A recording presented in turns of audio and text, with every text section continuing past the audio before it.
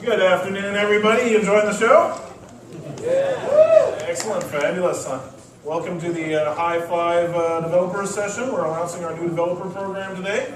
Before we get started, I'd like to thank Ron Weasley back here in audiovisual, controlling all the IT for us. Thank you very much, Ron. I know most of you already know who I am, but I still like making the slides, so go ahead, Mike. There we go.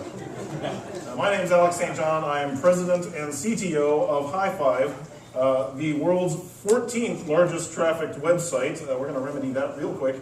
We're the 60 million users, monthly uniques worldwide. A paltry fraction of Facebook, but we're going to change that up here. And one of the things we're going to talk about is how you make a social network a gaming platform. And the other parts of my background, I was the founder of Wild Tangent. Wild Tangent is now the #1 largest gaming site in the U.S. according to ComScore, with 19 million users, past Yahoo, Disney, Electronic Arts, and Nickelodeon last year.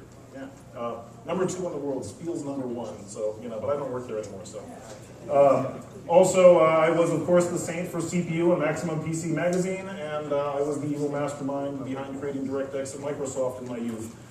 So myself and a couple of good friends, those of you who are veterans in the game industry, we built all the 3D APIs and DirectDraw and DirectPlay and the sound APIs and all that stuff, and ran it for the first 5 generations, back when I was almost an engineer. So what we're going to talk about today is, like I said, I've been on board High Five for about 2.5 months. One of the things that's fascinating, of course, you guys are all very interested in social media gaming, as am I. And, it's kind of painful watching it happen over there with a bunch of amateurs, not from the game industry, kind of stumbling into success. Well, all of us have been doing it for years and think we're the experts and going, hey, that's our business. What the hell are you doing over there? What's that crap? I'm going to start the presentation off with a little vision for you about social media. What did you do to my slides? Oh, okay, High Five. Sorry. No, that's the one. No, you go ahead back. I thought you reordered me. All right. Yeah, sorry. We have 50 million monthly uniques. We send 100 million emails a day. We're localized in 50 languages. And we have virtual currency payments in 60 providers in 30 currencies. Sorry, now you can do that slide. There we go. Confused about social gaming. Well, what's funny is that I've been making online gaming technologies and platforms and working with developers for a very long time. And, one of the reasons that I've had a lot of success doing it is I try very hard not to be delusional about what actually drives market forces and makes things successful, and try real hard not to be delusional about what developers need versus what you'd like to shove down their throats and have be true. I still get trouble getting that straight once in a while, but I try to keep perspective. And the funny thing is, I think there's a lot of confusion about social media gaming for very good reasons. And so, of course, naturally, I'd like to share my perspective, because it's going to reflect on how High Five is going to approach being a social media entertainment platform, and how we like to work with developers to promote games and be an entertainment environment. Social media games, aren't social. This has always been funny. It's like down here in Silicon Valley, because a VC-funded company, 2 VC-funded companies hit it big in gaming. They discovered multiplayer gaming. Mafia Wars is social because you shoot strangers for statistics. The irony is that those of us who have been in the online game business for a while, I know exactly what happened. What happened in 2007? Any significant events in the United States in 2007, the year Zynga got started? The U.S. cracked down on offshore poker operations, started arresting their CEOs. All the offshore poker businesses that were doing billions in the U.S. pulled out. So all those poker addicts found poker on Facebook. Duh.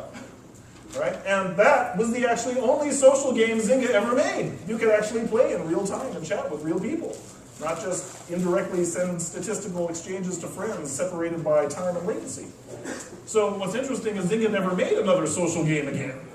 And the reason they never made another social game again is because that was a dumb idea. What they discovered is that there's a particular formulation of gameplay that spread very virally through Facebook, because they had a very open environment and was very efficient at getting users to effectively spam the crap out of everybody in the known universe. And so games that were designed for very minimal gameplay content and very high reproduction rate or propagation rates through a social graph did extremely well.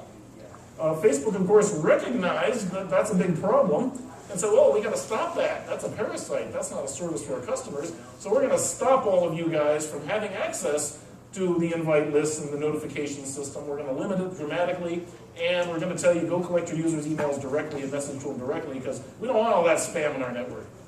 No, we love your games. Please make more for us. Right? So it's understandable that you'd be confused.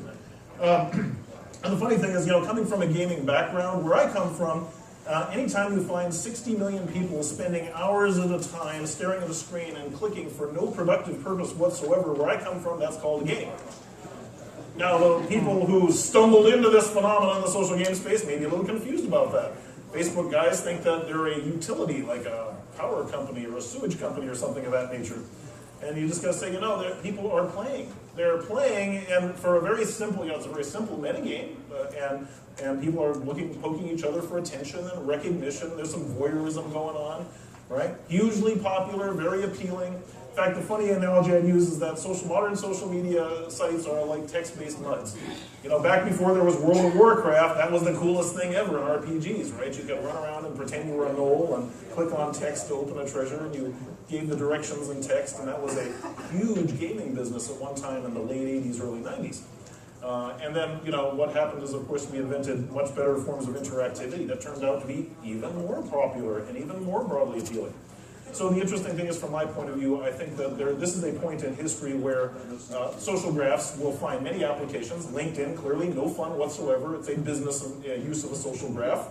Facebook, gonna be everything that you would want to do and say if you were with your mother and family at a church social.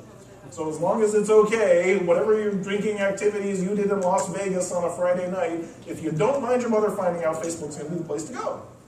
If you want to have fun and really do gaming, well, that hasn't been done really properly in the social graph before. And here at High Five, we're going to try to define that use of a social graph. We're going to say, we're not confused or schizophrenic about what kind of relationship we're going to have to play in entertainment. We're going to give it a big, wet, sloppy hug. Is there any press here? Don't quote me on that. Let me rephrase that before you take. So High Five is going to really focus on social entertainment. We're going to explore the natural play that is taking place. So I talk to a lot of press, and they go, well, what percentage of your users are gamers? I go, every one of them. Not a damn one of them is up there doing anything productive. They're playing. They may not think of it that way, but that's what they're doing. You just haven't seen it bottled as play. The gifting, the text-based mechanic, and so forth taking place, there's play that underlies that. It just hasn't been properly bottled and monetized.